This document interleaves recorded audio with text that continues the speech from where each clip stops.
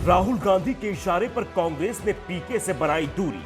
पीके और कांग्रेस के बीच क्यों टूटी बात, देखिए हमारी इनसाइड स्टोरी। समझौते के करीब पहुंचकर क्यों पीके ने कर दिया इनकार, कांग्रेस को पीके की किन शर्तों से हो रही थी परेशानी, पीके ने क्यों तोड़ दी कांग्रेस से बात, पीके की शर्तों में ऐसा क्या था खास जिसे मानने को तैयार नहीं थी सोनिया गांधी, पीके के साथ बैठकों से दूर क्यों रहे राहुल गांधी, पीके के नाम पर क्यों दो फाड़ दिख रही थी कांग्रेस, आखिर किन परिस्थितियों में कांग्रेस और पीके ने समझौता न करने का किया फैसला।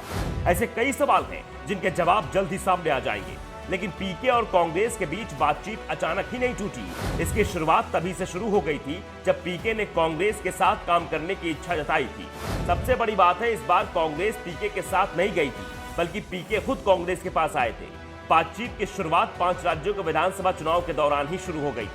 पीके से बातचीत शुरू हुई तो टीएमसी की ओर कांग्रेस के साथ गोवा में गठबंधन का प्रस्ताव दिया गया, लेकिन कांग्रेस ने टीएमसी के इस प्रस्ताव को ठुकरा दिया।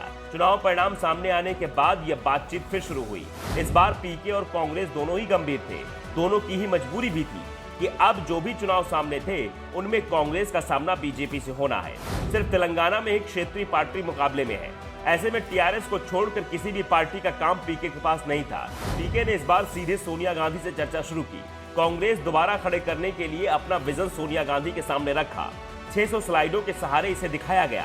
सोनिया को पीके का आइडिया पसंद आया, लेकिन कुछ शर्तों को लेकर पेच फंस गया था।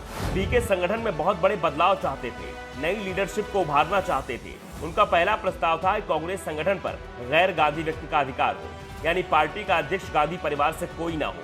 पीके की बात मान ली जाती तो फिर राहुल गांधी के कांग्रेस अध्यक्ष बनने के रास्ते बंद हो जाते। इसके साथ ही पीके कांग्रेस संगठन पर अपना एकाधिकार चाहते थे। प्रशांत किशोर की बात मान ली जाती तो पार्टी का जो अध्यक्ष होता वो पीके के इशारे पर काम करता। सीधे सीधे तो नहीं, लेकिन पार्टी की पूरी कमान पीके के हाथ में आ जाती। इसके साथ प्रशांत राजस्थान में भी बदलाव के पक्ष में थे। गहलोत की जगह वो पायलट को कमान दिलाना चाहते थे। इसकी जानकारी जैसे ही गहलोत को हुई, उनके तेवर पीके को लेकर सख्त हो गए। मध्य प्रदेश में भी कमलनाथ की जगह किसी दूसरे नेता को प्रदेश अध्यक्ष कमान दिलाना चाहते थे। पार्टी के अंदर एक गुट पीके की राय का खुलकर विरोध करने लगा। कमलनाथ, अशोक गहलोत जैसे नेता खुलकर पीके के खिलाफ बोलने लगे। सवाल उठाए गए कि पीके पर भरोसा कैसे करे। जो आदमी 1 दर्जन पार्टियों के साथ काम कर चुका हो, वो कांग्रेस का वफादार कैसे होगा। इसके साथ नीतीश कुमार का एक बयान पीके के लिए मुसीबत बन गया। दरअसल जब पीके ने नीतीश कुमार का साथ छोड़ा था तो नीतीश ने कहा था कि पीके को उन्होंने अपनी पार्टी में अमित शाह के कहने पर शामिल किया था। पीके भी दावा करते हैं कि उनकी समय समय पर पीएम मोदी से बातचीत होती रहती है।